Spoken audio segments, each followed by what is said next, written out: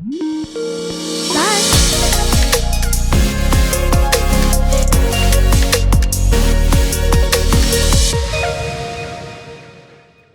guys, welcome back to Exploring Careers. You're joined by me, Mitch, and today we're lucky enough to be joined by Daniel from the team at Program. Thank you so much for jumping on today, Dan. Thanks for having me, Mitch. Excited to get stuck into this one, and we've been talking a bit before we got kicked off today, so excited to hear your story and how you've ended up where you are.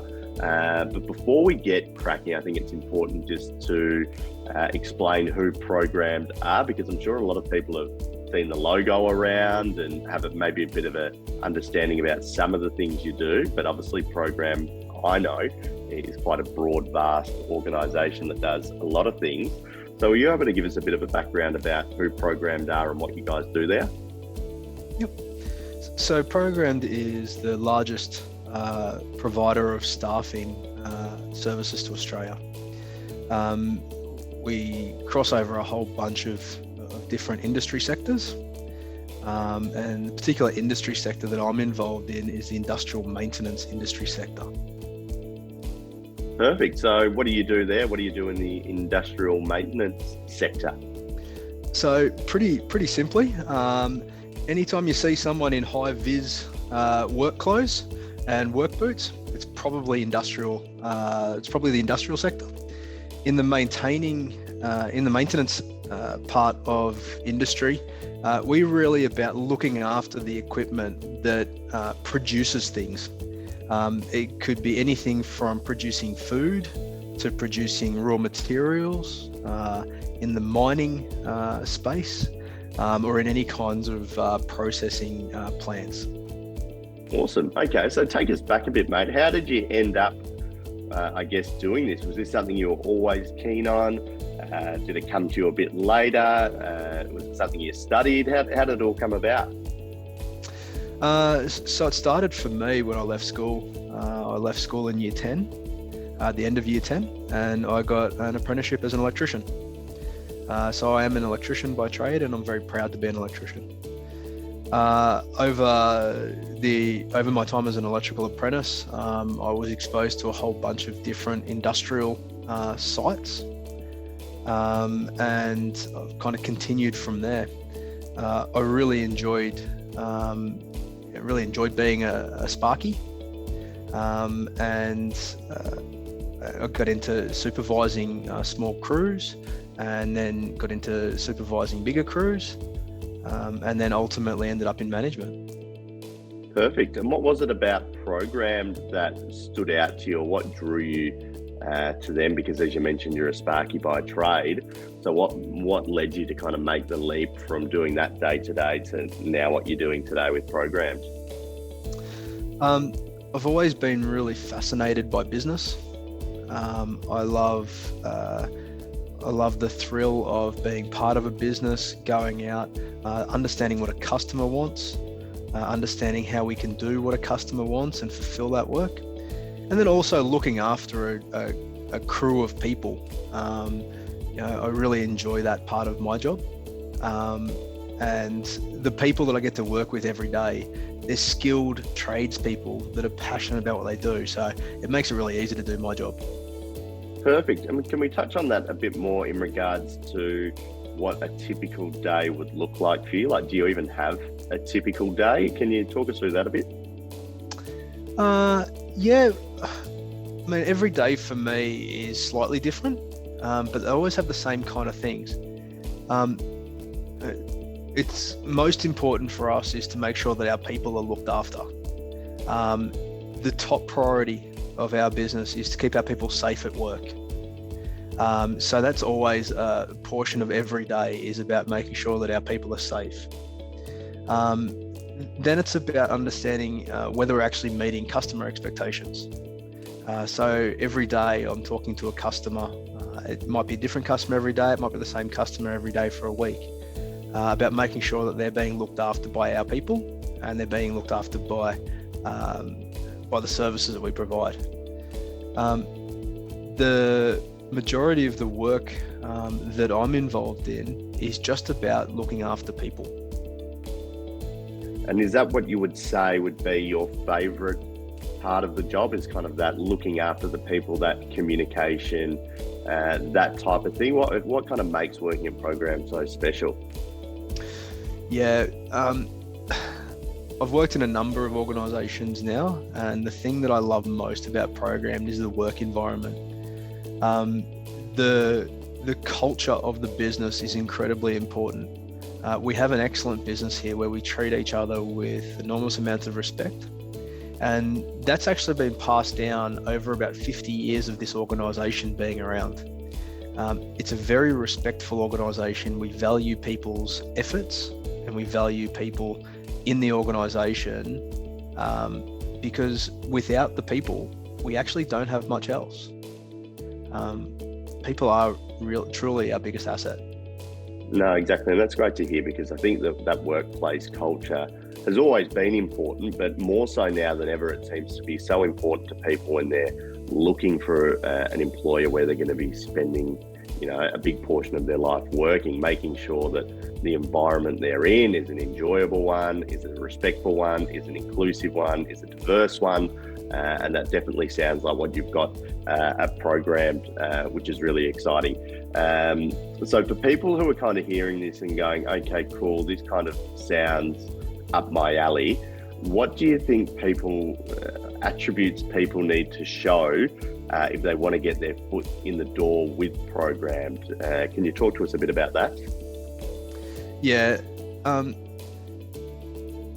I think the most important thing for anyone going into the workforce is about understanding the little simple things that you can do, that anyone can do. Things like turning up on time, being punctual, things like presenting professionally, things like putting in your best efforts. I know they sound very simple, but they're actually the things that make people stand out. In our organisation, we really try to promote people who are putting in their best efforts. They won't always get everything right. We understand that, and that's okay. But it's about putting in your best efforts every chance you get, because that's how you get better. You've got to keep challenging yourself. And we really promote that here in our organisation. Awesome. No, I think that's some great advice and well said. One thing I did want to talk to you about as well is the future of work. It seems to be a really hot topic at the moment. People are worried about, what they're going to be doing in 10, 20 years' time, what industries are going to be flourishing in that time. Are their jobs going to be taken by robots, or all this kind of crazy stuff that we're seeing on the news? And it seems to be a really hot topic at the moment. So what would you say the future of work looks like for Programmed in the next 5, 10, 15, 20 years? That's a very broad question, Mitch. I have a particular opinion on it.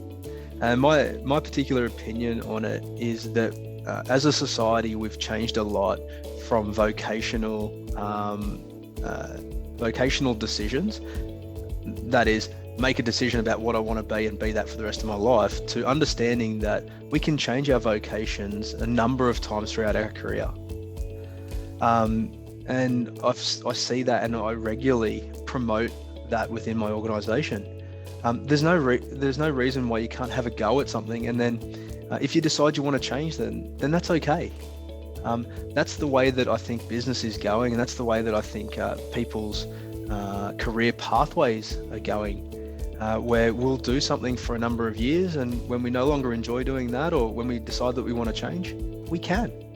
We have those opportunities now. We don't have to pick a career right now that we want to do for the next 40 years.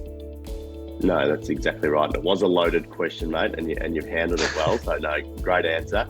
Now, last question I want to leave you with today, and I think it's always the most important question when we do these interviews, is what advice would you give to, students at the moment who are going through their schooling in year 9, 10, 11, 12, whatever it may be, because it's often a very stressful time. You're being asked to make a lot of really big decisions in regards to your future when you're at a really young age, and it's like, well, how can you ask me about what I'm going to be doing in 10 years' time? I'm more focused about the sport on the weekend or whatever it may be. So it's quite awkward in terms of you're asking these teenagers to make huge, big decisions. So it's quite a stressful time. You're being pulled in a million different directions. As you mentioned, you left school at year 10, which traditionally some people would think, oh, if I've left school early, that's the end of the world, that type of thing, which obviously isn't the case. But there are a lot of those preconceptions and misconceptions around there. So with all that taken in, I know this is a long build up, but what advice would you give those young people watching this today, kind of going through the very early stages of their, career journey? The first thing that I'll say in response to that is that no one should be ashamed of the decision that they make. I think that's the most important thing. If you want to follow your dreams to become a pro football player, follow your dreams to become a pro football player, but put 100% effort into it. If you want to drop out of school to go and take a job, then that's okay. I think that's admirable if you've made that decision and you're going to put all of your effort into it. The only advice is around effort and what you're prepared to put into it. Don't take the easy roads. If you're going to do something because it's an easier path, then that's probably not the right decision. Education, there is a massive need for us to continue to educate and teach ourselves. But there's never a right time or a wrong time to have to do that. My personal journey, I went back to uni after leaving school in year 10. I went back to uni 10 years later and I did a master's degree. There's nothing wrong with that. I personally, I enjoyed that pathway. I got to earn my money up front, and then when I was comfortable and I knew what I wanted to do with my career, then I went and studied. But there's nothing wrong with doing it the other way. If you know what you want to do, then come out of high school, go into university, get your degree and get into your job. But don't ever, be ashamed of making a decision if that's what you want to do. So that's my biggest advice to people going into the workforce. Whatever you do, choose what you want to do, give it your 100% efforts, and you'll be rewarded for it. Awesome, mate. No, I think that's so well said, and I couldn't agree more. There is no right way or wrong way to do things. There is no one pathway to success. If you want to go to TAFE or uni, fantastic. If you want to leave school early and do a trade or pick up some work, then go for it. There are so many pathways available, and as you so perfectly said, there is no right or wrong way. Do whatever you want to do and fully back yourself. Don't let anyone else pigeonhole you, or importantly, don't pigeonhole yourself into what you think you should or shouldn't be doing. I think just go with what your gut says and go like a bull at a gate. But mate, it's been so great chatting to you today. Really appreciate your time, hearing your own personal story, and then also hearing about Programmed as well. Of course, if you do want to hear more about Programmed, then we'll leave all the links down below. You can visit the Programmed profile on explorecareers.com.au, and of course we're releasing all these interviews all the time at the moment, so make sure that you keep an eye on explorecareers.com.au. Subscribe to us on YouTube and Instagram and all the different socials so you don't miss an episode. But Dan, thank you so much again for jumping on. It's been great chatting with you. Thanks, Mitch.